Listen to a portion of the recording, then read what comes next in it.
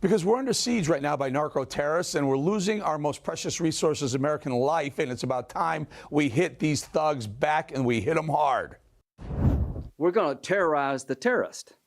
If you get on a cell phone, it may be the last call you make. I can tell you what it's like to be a terrorist when the U.S. military is on your ass. You don't sleep well at night. You know, the terrorists live in caves. They're committed to their cause. The narco-terrorist lives in mansions, out in the open, buying fancy cars. We know where you live, and we know how you make your money. So my goal is to make sure you don't sleep well at night.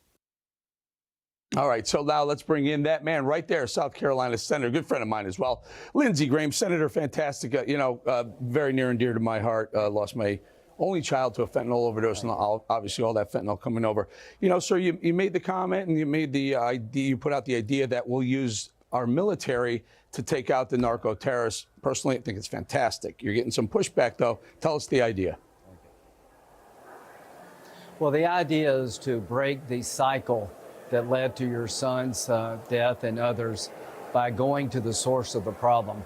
70,000 Americans died from fentanyl poisoning last year. My condolences to you and your family. It is heartbreaking. We're doing nothing about it. The drug cartels make a lot of money, billions of dollars, off the deaths of Americans. I want to shut them down. The Mexican government is not helping.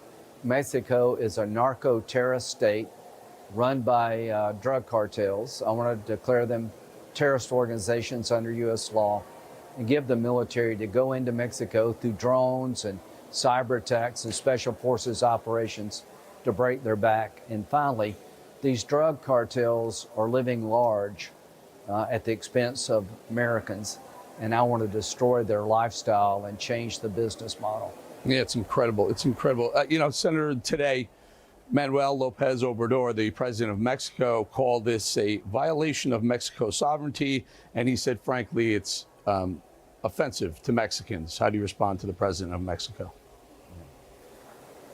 Well, number one, I'd like to work with the president of Mexico in a win-win fashion, to free his people from the grips of these cartels that are raining terror on Mexicans. And I'm insisting that we change the model that is not working. He came into office and he wanted to hug these guys. Well, it's not working. He met the mother of one of the most notorious cartel members in 2020. So his approach is leading to Americans dying more every year than the entire Vietnam War.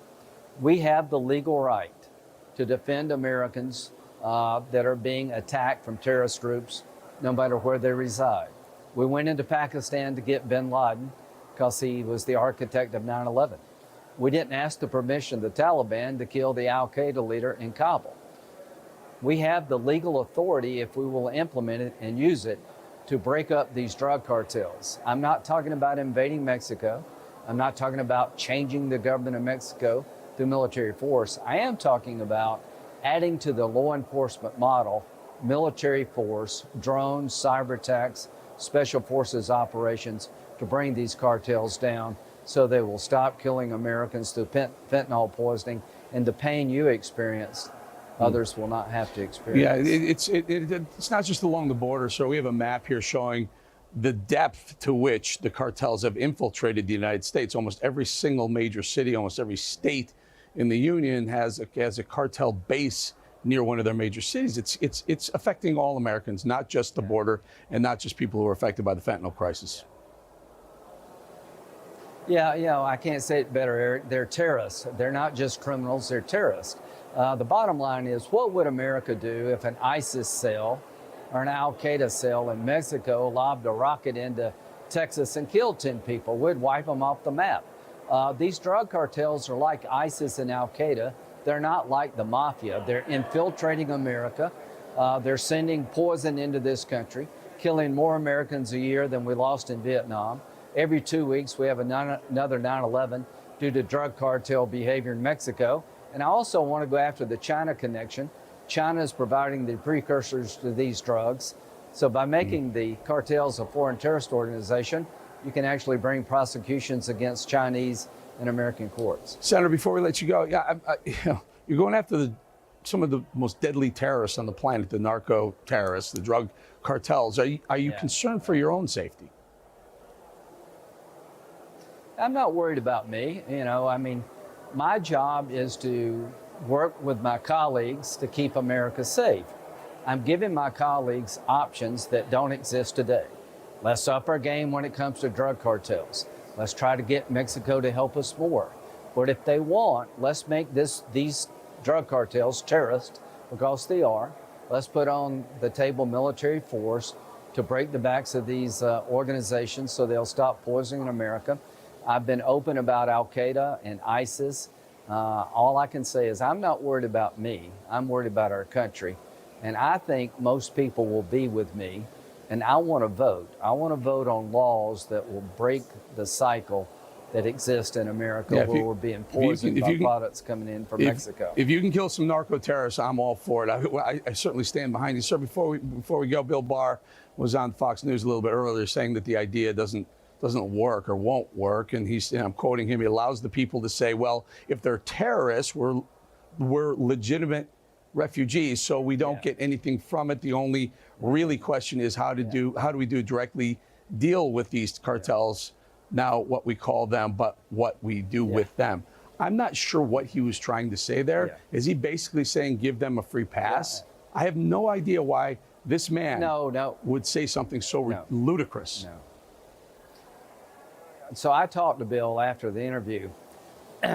So here's the concern. If you make drug cartels foreign terrorist organizations, people will use that to try to claim asylum. They already use, I live in a drug cartel run area, for asylum claims. We can write the law so that making their group a foreign terrorist organization doesn't give people individual asylum claims. But where I am so insistent that we call them terrorists is if you're a terrorist organization under U.S. law and people are supplying material support to you like China, then we have jurisdiction that we don't have today. FTO designation allows us to go after China. It will not affect immigration policy, followed up by the authorization to use force. That's the 1-2 punch. There you go. There you go. Senator, before we go, DirecTV still holding out, not have a deplatforming of Newsmax. Last time we spoke, we talked about it. Has anything changed, sir? You're still firmly behind DirecTV cutting the censorship? 100%. 100%. I want you on the network. I want your audience, to be able to use DirecTV. I think we're making progress. I really do believe. I've been working with Senator Cruz. We're all in your camp. We're going to keep up the fight. Thank you, sir. Senator Lindsey Graham, appreciate your time. Thank you so much. Thanks.